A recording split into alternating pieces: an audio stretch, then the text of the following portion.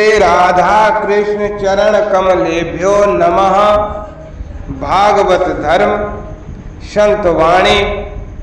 भागवत कहती है कि आप जो कुछ भी करो उसे भगवान के लिए करो। आपकी प्रत्येक क्रिया भगवान के लिए हो तो वही भागवत धर्म कहलाएगी।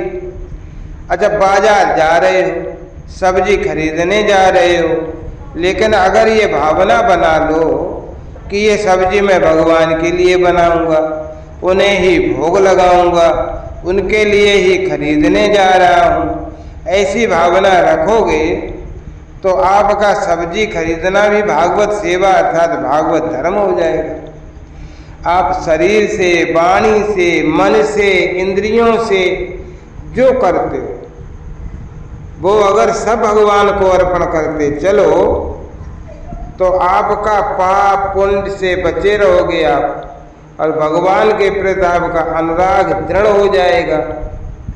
आप चिंतन कीजिए भगवान का, चिंता मत कीजिए। अब चिंतन कीजिए तो कैसे भी कीजिए, कामना के साथ ही कीजिए। आपकी शादी नहीं हो रही या आपके बच्चे नहीं हो रहे, आप भगवान से कहिए आपको गुस्सा आ रहा है, आप अपना गुस्सा किसी और पर क्यों उतार रहे हैं, भगवान पर उतारिए। बुरा भला कहना ही है तो भगवान को कहिए, उनसे शिकायत कीजिए, उनसे झगड़िए। अब यदि डरना भी है तो भगवान से डरिए। कभी हमसे गलती हो जाए तो डरिए भगवान से, जैसे गलत काम करने पर हम लोग अपने मालिक से डरते हैं ना, ऐसे ही डरिए।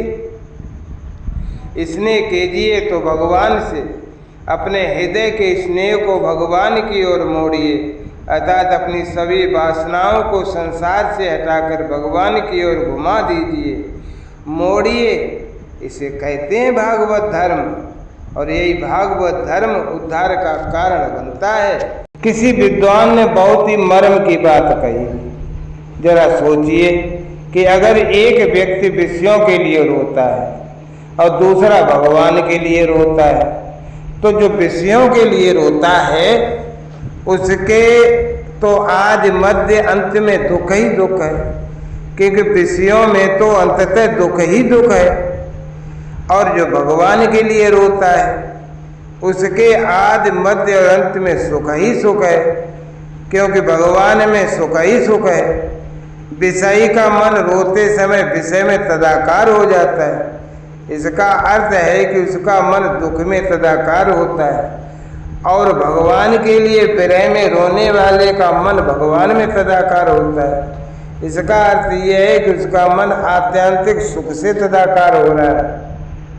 अब आप एक बात विचार कीजिए, जैसे भोले भाले बच्चों एवं सुंदर स्त्री पुरुषों पर अक्सर आंखें ठहर जाती हैं, पर विचार कर देखिए कि इनके शरीर के भीतर है क्या? हाड़ मांस मलमूत्र गंदी सी गंदी चीजें भरी हैं, फिर भी सुंदरता का भ्रम हो जाता है और आंखें बरबस चली जाती हैं, तथा मन भी ये कहता है कि देखो कैसे सुंदर है। अब जरा सोचिए कि ये भ्रम क्या होता है, क्यों होता है?